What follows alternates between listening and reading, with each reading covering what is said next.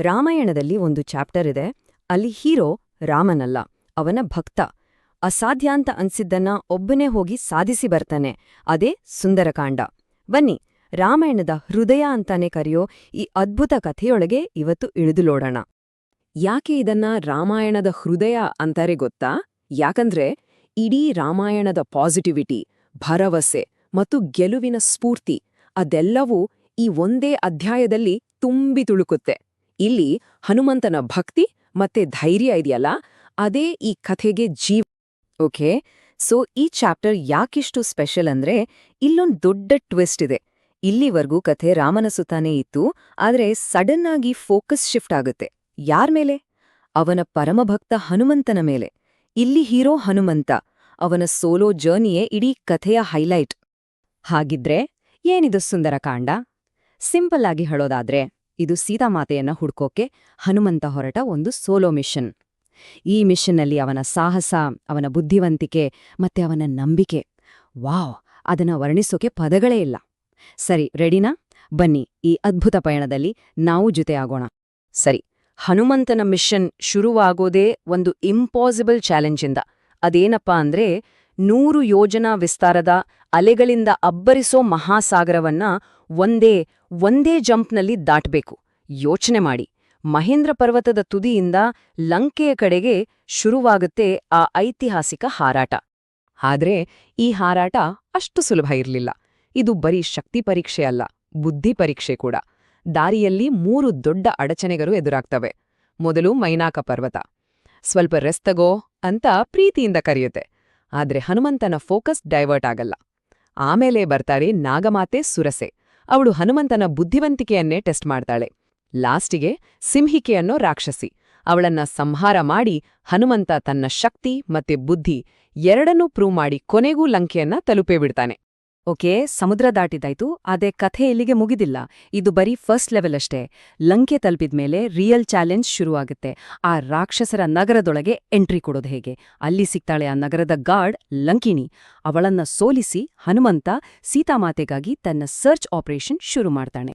ಅಬ್ಬಾ, ಇಡೀ ಲಂಕೆಯನ್ನ ಹುಡುಕಿ ಹನುಮಂತನಿಗೆ ಸುಸ್ತಾಗೆ ಹೋಗಿರುತ್ತೆ. ಬಹುಶಃ ಒಂದು ಕ್ಷಣ ಭರವಸೆನೇ ಕಳ್ಕೊಂಡಿರ್ತಾನೇನೋ. ಆಗ ಕೊನೆಗೆ ಅಶೋಕವನದಲ್ಲಿ ಒಂದು ಭರವಸೆಯ ಬೆಳಕು ಕಾಣುತ್ತೆ. ಅಲ್ಲಿ ದುಃಖದಲ್ಲಿ ಮುಳುಗಿ ಕೂತಿದ್ದಾಳೆ ಸೀತಾಮಾತೆ. ಹನುಮಂತ ಅವಳನ್ನ ನೋಡ್ತಾನೆ. ಅಷ್ಟ್ರಲ್ಲೇ ಅಲ್ಲಿಗೆ ರಾವಣ ಬಂದು ಸೀತೆಗೆ ಬೆದರಿಕೆ ಹಾಕೋದನ್ನು ಕೂಡ ಮರೆಯಲಿ ನಿಂತು ನೋಡ್ತಾನೆ. ರಾವಣ ಅಲ್ಲಿಂದ ಹೋದ್ಮೇಲೆ ಹನುಮಂತ ತುಂಬಾನೇ ಜಾಗರೂಕತೆಯಿಂದ ಸೀತೆ ಮುಂದೆ ಬರ್ತಾನೆ. ಮೊದ್ಲು ಸೀತೆಗೆ ನಂಬಿಕೆ ಬರಲ್ಲ. ಯಾರಿವನು? ಇವನೂ ರಾವಣನ ಮಾಯೆಯೇನೋ ಅಂತ ಅನುಮಾನ ಪಡ್ತಾಳೆ. ಅವಳ ನಂಬಿಕೆ ಗಳಿಸೋಕೆ ಹನುಮಂತ ತನ್ನ ಬಳಿಯಿದ್ದ ಸೀಕ್ರೆಟ್ ವೆಪನ್ ಹೊರತೆಗೆಯುತ್ತಾನೆ. ಅದೇ ಶ್ರೀರಾಮ ಕೊಟ್ಟಿದ್ದ ಗುರುತಿನ ಉಂಗುರ, ರಾಮಮುದ್ರೆ. ಆ ಕ್ಷಣಕ್ಕೆ ತಾನು ರಾಮನ ದೂತ ಅನ್ನೋದಕ್ಕೆ ಇದಕ್ಕಿಂತ ದೊಡ್ಡ ಪ್ರೂಫ್ ಬೇರೆ ಇರ್ಲಿಲ್ಲ. ಆ ರಾಮ ಮುದ್ರೆಯನ್ನ ನೋಡಿದ ತಕ್ಷಣ ಸೀತೆಯ ಮುಖದಲ್ಲಿ ನಂಬಿಕೆ, ಸಂತೋಷ. ಆ ಕ್ಷಣವನ್ನ ಊಹಿಸ್ಕೊಳ್ಳಿ. ಹನುಮಂತ ರಾಮನ ದೂತ ಅಂತ ಕನ್ಫರ್ಮ್ ಆದ್ಮೇಲೆ ಅವಳು ತಕ್ಷಣ ತನ್ನ ತಲೆಯಲ್ಲಿದ್ದ ಚೂಡಾಮಣಿಯನ್ನ ತೆಗೆದುಕೊಡ್ತಾಳೆ. ಯಾಕೆ? ತಾನು ಇನ್ನೂ ಜೀವಂತವಾಗಿದ್ದೀನಿ ಅನ್ನೋದಕ್ಕೆ ಇದೇ ಸಾಕ್ಷಿ, ಇದನ್ನ ರಾಮನಿಗೆ ತಲುಪಿಸುವಂತ. ಅದು ಬರೀ ಒಂದು ಆಭರಣ ಆಗಿರ್ಲಿಲ್ಲ, ಅದೊಂದು ಭರವಸೆಯ ಸಂಕೇತವಾಗಿತ್ತು. ಸರಿ, ಸೀತೆಯನ್ನ ನೋಡ್ದಾಯ್ತು, ಚೂಡಾಮಣಿನೂ ಸಿಕ್ತು. ಮಿಷನ್ ಕಂಪ್ಲೀಟ್ ಅಲ್ವಾ?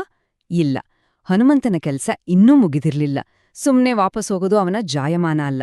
ಹೋಗು ಮುಂಚೆ ಈ ಶತ್ರುವಿನ ಬಲ ಎಷ್ಟು ಅಂತ ಒಮ್ಮೆ ಅಳೆದು ಬಿಡಬೇಕು, ಮತ್ತೆ ರಾವಣನಿಗೆ ಒಂದು ಸ್ಟ್ರಾಂಗ್ ವಾರ್ನಿಂಗ್ ಕೊಟ್ಟು ಹೋಗ್ಬೇಕು ಅಂತ ಡಿಸೈಡ್ ಮಾಡ್ತಾನೆ.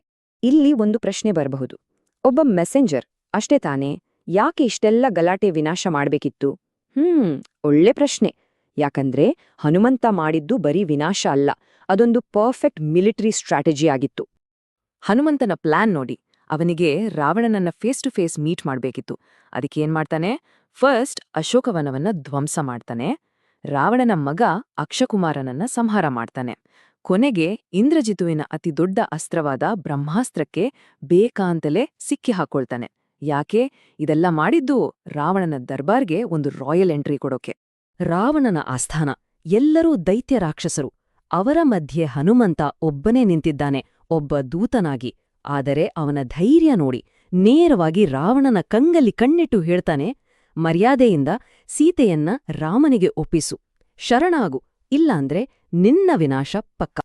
ಈ ನೇರ ಮಾತು ಕೇಳಿ ಅಹಂಕಾರಿ ರಾವಣನಿಗೆ ಸಿಟ್ಟು ನೆತ್ತಿಗೇರುತ್ತೆ. ಅವನು ಹನುಮಂತನ ಬಾಲಕ್ಕೆ ಬೆಂಕಿ ಹಚ್ಚಿ ಅಂತ ಆರ್ಡರ್ ಮಾಡ್ತಾನೆ.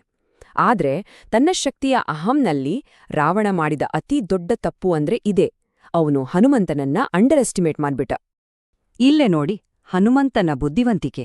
ರಾವಣ ಕೊಟ್ಟ ಶಿಕ್ಷೆಯನ್ನೇ ಅವನು ವೆಪನ್ ಆಗಿ ಬದಲಾಯಿಸ್ಬಿಡ್ತಾನೆ.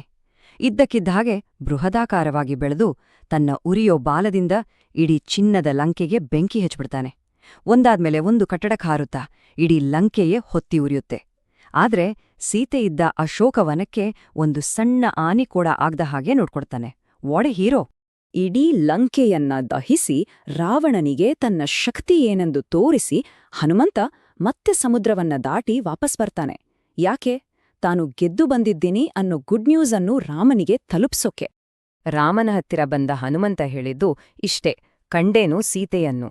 ಆ 2 ಪದ, ಜಸ್ಟ್ ಆ 2 ಪದ ಸಾಕಿತ್ತು. ತಿಂಗಳುಗಟ್ಲೆ ಇದ್ದ ದುಃಖ, ಆತಂಕ ಎಲ್ಲವೂ ಒಂದೇ ಕ್ಷಣದಲ್ಲಿ ಮಾಯವಾಯ್ತು. ಆ ಮಾತುಗಳಲ್ಲಿ ಅದೆಂಥ ಭರವಸೆ, ಸಮಾಧಾನ ಇತ್ತಲ್ವಾ. ಆಮೇಲೆ ಸೀತೆ ಕೊಟ್ಟಿದ್ದ ಚೂಡಾಮಣಿಯನ್ನ ರಾಮನ ಕೈಗಿಡ್ತಾನೆ. ಅದನ್ನ ನೋಡಿದ ರಾಮನಿಗೆ ಮಾತುಗಳೇ ಬರೋದಿಲ್ಲ, ಕಣ್ಣಲ್ಲಿ ನೀರ್ ತುಂಬ್ಕೊಳ್ಳುತ್ತೆ. ಯಾಕಂದ್ರೆ ಅದು ಸೀತೆ ಜೀವಂತ ಇದ್ದಾಳೆ ಅನ್ನೋದಕ್ಕೆ ಫೈನಲ್ ಪ್ರೂಫ್. ಆ ಕ್ಷಣದಲ್ಲೇ ಮುಂದಿನ ಮಹಾಯುದ್ಧಕ್ಕೆ ನಾಂದಿ ಹಾಡಿದ್ದು. ಸರಿ, ಇಷ್ಟೆಲ್ಲ ಆಯ್ತು. ಸಾವಿರಾರು ವರ್ಷಗಳ ಹಿಂದಿನ ಈ ಕಥೆಯಿಂದ ನಾವು ಇವತ್ತು ಏನ್ ಕಲಿಬಹುದು? ಯಾಕೆ ಸುಂದರಕಾಂಡ ಇವತ್ತಿಗೂ ಜನರಿಗೆ ಅಷ್ಟೊಂದು ಇನ್ಸ್ಪೈರಿಂಗ್ ಅನ್ಸುತ್ತೆ? ಇದಕ್ಕೆ ಕೆಲವು ಕಾರಣಗಳಿವೆ. ಮೊದಲನೇದಾಗಿ, ಇಲ್ಲಿ ಹೀರೋ ರಾಮನಲ್ಲ, ಹನುಮಂತ. ಎರಡನೇದಾಗಿ, ಅಚಲವಾದ ನಂಬಿಕೆ, ಧೈರ್ಯ ಇದ್ರೆ ಇಂಪಾಸಿಬಲ್ ಅನ್ನೋದು ಜಸ್ಟ್ ಒಂದ್ ವರ್ಡ್ ಅಷ್ಟೇ ಅಂತ ಇದು ನಮ್ಗೆ ಕಲ್ಸ್ಕೊಡುತ್ತೆ. ಅದಕ್ಕೆ ಇರ್ಬೇಕು, ಇವತ್ತೂ ಸುಂದರಕಾಂಡವನ್ನ ಪಾರಾಯಣ ಮಾಡಿದ್ರ ಎಂಥ ಕಷ್ಟ ಇದ್ರೂ ದೂರ ಆಗತ್ತೆ ಅನ್ನೋ ಬಲವಾದ ನಂಬಿಕೆ ನಮ್ಮಲ್ಲಿದೆ. ಕೊನೆಯದಾಗಿ ಒಂದು ಯೋಚನೆ. ಹನುಮಂತ ದಾಟಿದ್ದು ನಿಜವಾದ ಸಮುದ್ರವನ್ನ ಅಲ್ವಾ? ಆದ್ರೆ ನಮ್ಮೆಲ್ಲರ ಲೈಫ್ನಲ್ಲೂ ಒಂದೊಂದು ಸಮುದ್ರ ಇದ್ದೇ ಇರುತ್ತೆ ಅಲ್ವಾ? ಯಾವುದೋ ಒಂದು ದೊಡ್ಡ ಚಾಲೆಂಜ್, ಒಂದು ಕಷ್ಟ. ಹಾಗಿದ್ರೆ ನಮ್ಮ ಜೀವನದ ಗುರಿ ಮುಟ್ಟೋಕೆ ನಾವು ಯಾವ ಸಮುದ್ರವನ್ನ ದಾಟಬೇಕು?